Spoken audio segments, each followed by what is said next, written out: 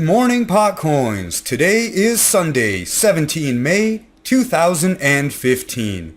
We are currently on block 793214 of the Pot chain. Here's what's been going on this week. PotCoin has a new site. PotCoin.info is gone and PotCoin.com is completely redesigned. And there's a promotion going on that if you register for Pot Wallet from a link on PotCoin.com, you get 100 PotCoins to start you out. Also, the Pot cards are coming back along with a rewards program, and that should be up next week.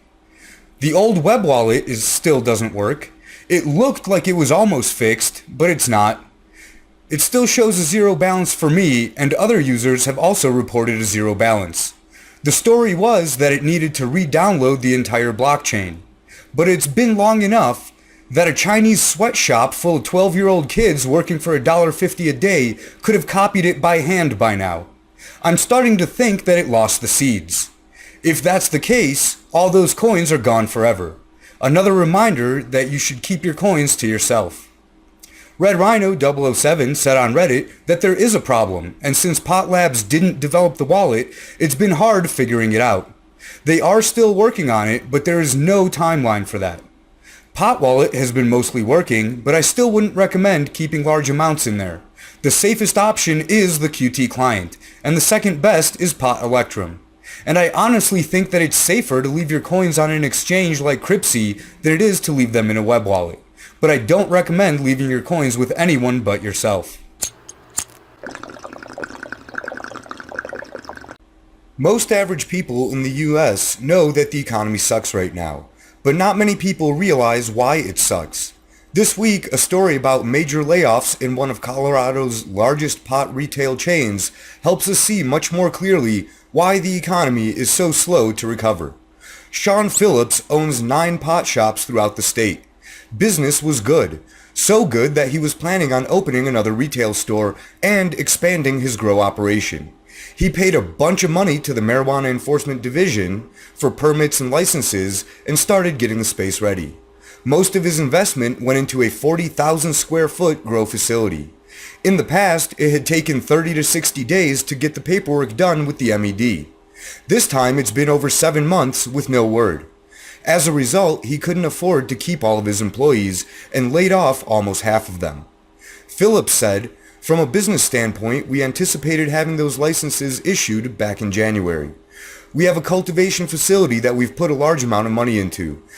It created a huge financial burden on the company and the loss of revenue that we can't put in the ground. And it put us in a situation where we had to make a business decision. We're confident we can work our way through this, but it puts us in a situation where we're going to be 5 months behind schedule. We employ a lot of people, with families. We provide health insurance. I wholeheartedly believe this is a temporary situation and we're going to get through this."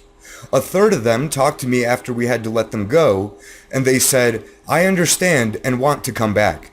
There definitely were a lot of tears.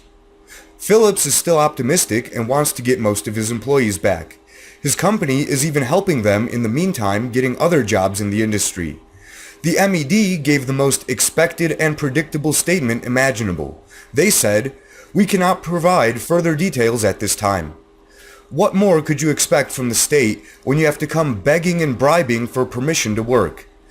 This isn't unique or specific to the pot industry. Over 1/3 of Americans require permissions, permits, licenses, badges, or other bullshit that you have to bribe the state to get just to work. It's getting harder every day to start a business or even just get a job. Not because there are no opportunities, there are more than plenty, but because of all the government restrictions. If the government just stopped preventing the economy from improving, we would be light years ahead of where we are now.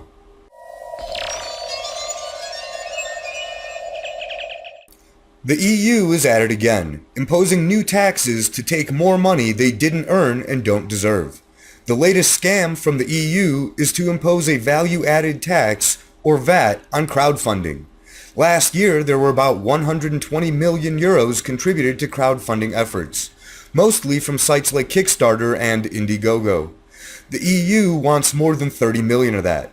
Supposedly, the EU Commission is still considering whether or not to impose the tax, but in reality, they're only considering how fast can they start stealing money and how much money can they steal.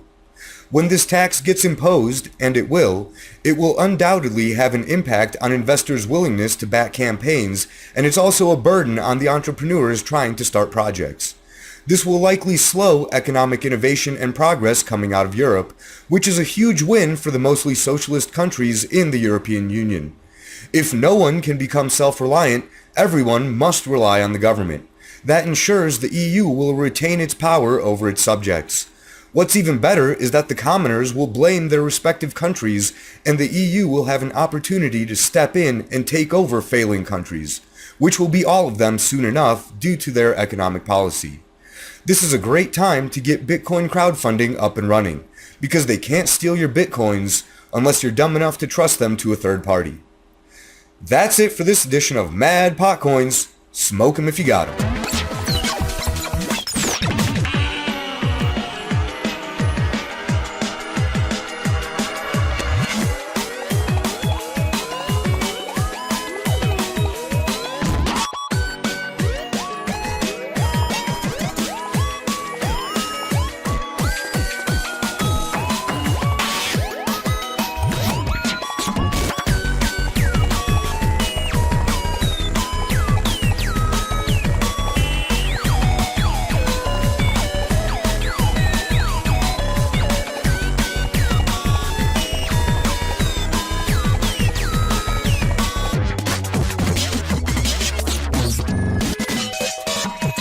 Chinese sweatshop full of 12-year-old kids working for $1.50 a day